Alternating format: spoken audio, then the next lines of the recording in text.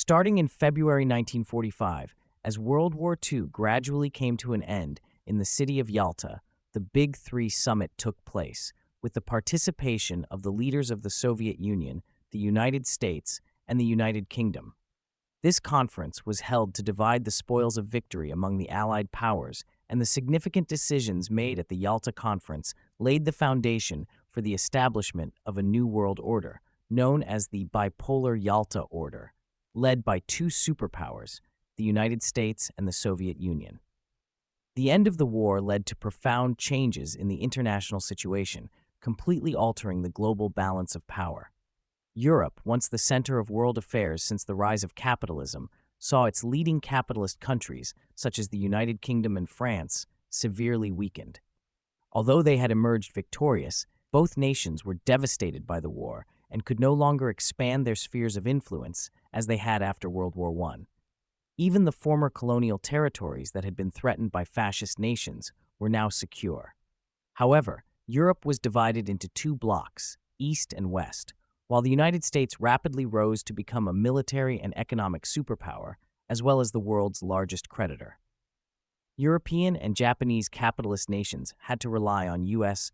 assistance to rebuild their economies. This was a unique opportunity for the U.S. to assume leadership within the capitalist system and execute plans that would extend its influence globally. Meanwhile, the Soviet Union, following its victory over fascism, saw its international standing and influence grow, becoming a military power and an essential player in resolving international issues. As the anti-fascist alliance, formed during the war, faced internal tensions and risked disintegration, the divisions within the alliance became increasingly apparent. On April 25, 1945, in San Francisco, USA, representatives from 50 countries convened to establish the United Nations, an organization that now has 193 member states. The UN remains one of the most significant institutions in maintaining global peace and security, fostering cooperation among nations in the post-war era. Tensions between the US and the Soviet Union, however, intensified. With Soviet support, several Eastern European countries underwent reforms and transitioned to socialism. At the same time, the US launched recovery plans, aiding Western European nations with substantial financial assistance. The Western European economy recovered and developed swiftly, though it came under U.S. influence to counter the Soviet Union's plans and the rise of Eastern European socialist states. In response, the Eastern Bloc established the Council for Mutual Economic Assistance, COMECON, an economic alliance of socialist countries. Thus, the world became divided into two opposing economic blocs with distinct markets. The issue of Germany became a central point of contention during this period. The division of Germany became a focal point in the struggle between the two factions in Europe. In response, the United States proposed unifying the occupied zones of the three Western powers, America, Britain, and France, in West Germany, leading to the establishment of the Federal Republic of Germany in September 1949.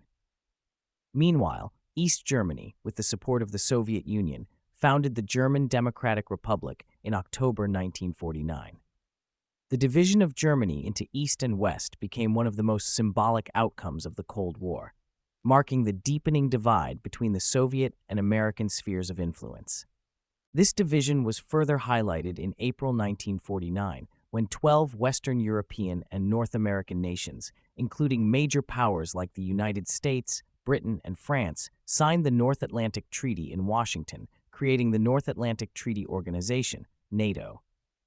Officially, NATO was established as a defensive alliance, with member nations agreeing to mutual defense in the event of an attack. However, its underlying purpose was to curb the spread of communism and Soviet influence across Europe.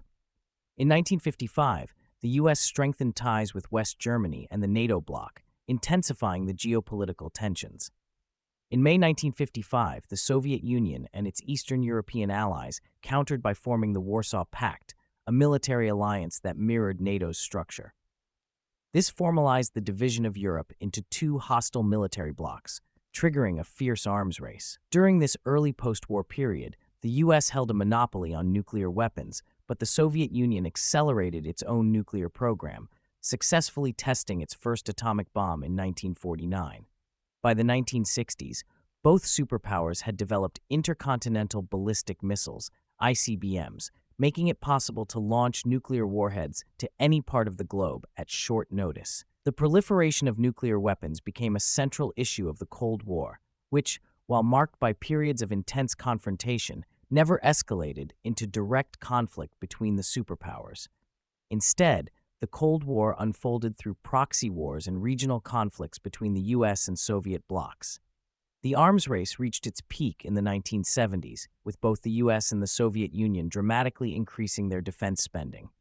By 1974, the US military budget had risen to $85 billion, while the Soviet Union's defense spending reached $109 billion, with both nations amassing vast arsenals and military infrastructure. In its efforts to contain Soviet influence, the United States continued to form military alliances across the globe. Key agreements included the U.S.-Japan Security Treaty in September 1951, the establishment of the Warsaw Pact, comprising the U.S., Australia, and New Zealand. That same year, the Southeast Asia Treaty Organization, NATO, in 1954, and the Central Treaty Organization, CENTO, in the Middle East by 1959. By this time, the U.S. had established over 2,000 military bases worldwide, with tens of thousands of troops stationed in strategic locations.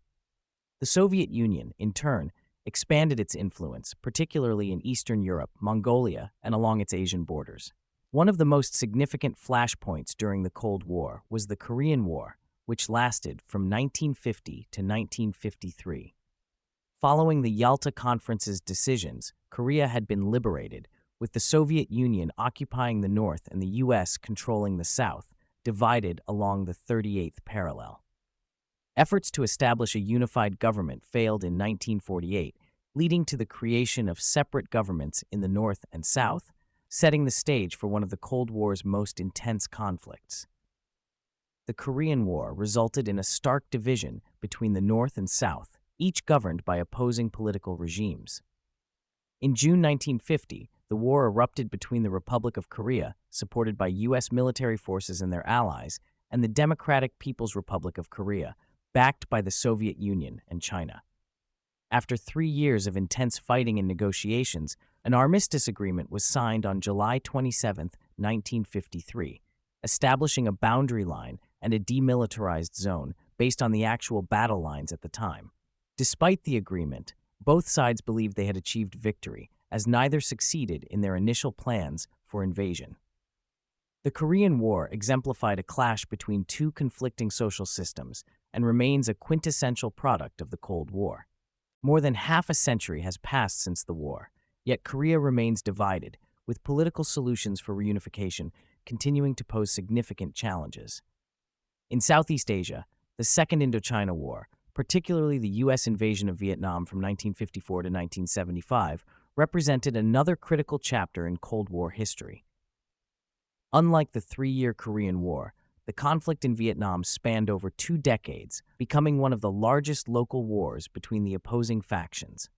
The direct costs of the Vietnam War were approximately $676 billion, which was double the amount the U.S. spent in World War II and more than 10 times that of the Korean War. When accounting for indirect costs, the total reached an astounding $20 billion. In this long and arduous struggle, the ultimate victory belonged to the Vietnamese people, who received significant support from the Soviet Union, China, and socialist countries in the region. In Latin America, following the victory of the 1959 revolution, Cuba emerged as a communist state, presenting a direct challenge to the United States. Cuban leader Fidel Castro allowed the stationing of Soviet troops and the deployment of medium-range nuclear missiles on the island, which were capable of striking U.S. territory. The Soviet Union viewed this as a strategic move to counter U.S. aggression, especially considering the presence of American missiles in Turkey. Tensions escalated when President John F. Kennedy blockaded the Caribbean Sea and prepared to attack Cuba. The world held its breath as the threat of a Third World War loomed. Ultimately, a diplomatic resolution was reached, leading to the withdrawal of Soviet missiles from Cuba in exchange for a U.S. pledge not to invade the island, along with the removal of American missiles from Turkey. The conflict that erupted in 1948 between Israel and the Arab nations became increasingly complex and prolonged, exacerbated by the involvement of the two superpowers. The United States directly confronted the Soviet Union, which provided support to Egypt, Syria, and other Arab countries in the region. Meanwhile, the U.S. backed Israel, further entrenching the geopolitical divide and contributing to the ongoing volatility in the Middle East. The increasing intervention in Middle Eastern countries highlights the conflicts of interest and confrontations between the two superpowers during the Cold War. Almost every war and conflict in various regions around the world involved direct or indirect participation from either the Soviet Union or the United States at different levels. Despite the prevalence of local wars, there were also negotiation efforts between the two poles aimed at resolving specific international issues. Economic matters, such as the German question and strategic arms limitation negotiations, signaled the onset of détente between East and West, particularly evident during the conferences starting in 1972. In November 1972, East and West Germany signed an agreement recognizing each other's sovereignty and establishing friendly relations. By September 1973, both countries joined the United Nations, marking a significant step towards resolving the German issue and reflecting a broader trend of peace between East and West that continued until 1990. The issue of limiting strategic weapons, particularly nuclear arms, became a global concern and was central to U.S.-Soviet relations. The arms race during the Cold War made it increasingly difficult for both countries to maintain a strategic balance, as massive military expenditures began to erode their economic competitiveness. These factors contributed to a growing trend of arms reduction and détente in superpower relations. Over the span of more than 20 years, the United States and the Soviet Union engaged in strategic arms limitation talks, SALT, resulting in several agreements aimed at reducing nuclear arsenals. While significant disagreements persisted, both nations gradually made concessions and moved toward ending their prolonged confrontation, which had inflicted heavy losses on both sides. By the late 1960s, changes in U.S. relations had prompted Western European countries to adopt policies of dialogue and détente with Eastern Europe. On August 1, 1975, 33 European nations, along with the United States and Canada, signed a landmark agreement on European security and cooperation. Trade between Western and Eastern Europe surged in the 1980s, further promoting a thaw in relations. The leadership changes in the Soviet Union during the 1980s fostered a shift from confrontation to dialogue as a means of addressing domestic and international issues. On December 2, 1989, an unofficial meeting between Soviet General Secretary Mikhail Gorbachev and U.S. President George H.W. Bush marked the official end of the Cold War and the arms race, which had kept global tensions high for over 4 decades. The relentless arms race forced both superpowers to allocate vast budgets to develop arsenals capable of causing catastrophic destruction. Such military mobilization adversely affected domestic economic programs and the welfare of citizens, ultimately weakening the countries involved. While the U.S. and the Soviet Union engaged in this arms race, Western European nations and Japan experienced significant growth, emerging as formidable competitors. By the late 1980s and early 1990s, political upheavals swept through the Soviet Union and Eastern Europe during the reform process initiated by Gorbachev. Severe miscalculations led to political chaos, further weakening the Soviet economy and setting the stage for its inevitable collapse. On December 21, 1991, the Soviet Union officially announced its dissolution, resulting in the independence of 15 republics in Eastern Europe. The reform movements in Eastern European socialist countries followed suit, leading to significant changes in their political and economic landscapes. The dissolution of the Warsaw Pact and the Council for Mutual Economic Assistance marked the end of the bipolar world order established during the Cold War. With the collapse of these frameworks, the United States and Great Britain emerged as the only remaining superpowers, expanding their readiness to intervene beyond their borders. The rise of developing nations such as China, Japan, and other Western European countries created new economic centers, capable of counterbalancing U.S. dominance and altering the global economic landscape. Following the end of World War II and throughout the Cold War, the national liberation movements of colonial countries gained momentum, prompting major powers to abandon imperialist mindsets and the use of force against sovereign nations. International relations shifted from a model characterized by big fish eating little fish to one based on principles of equality and peaceful coexistence. By the 21st century, most countries had achieved independence, and the scientific and technological revolution accelerated globalization, increasing the need for international cooperation. The trend toward peace, cooperation, and mutual development has emerged as a prominent global movement, reflecting the interconnectedness of nations in today's world. You just finished watching the video. Please let me know your thoughts by leaving a comment below. If you enjoyed it, please like and share. Don't forget to subscribe and ring the bell so you don't miss out on the next interesting content. Thanks very much.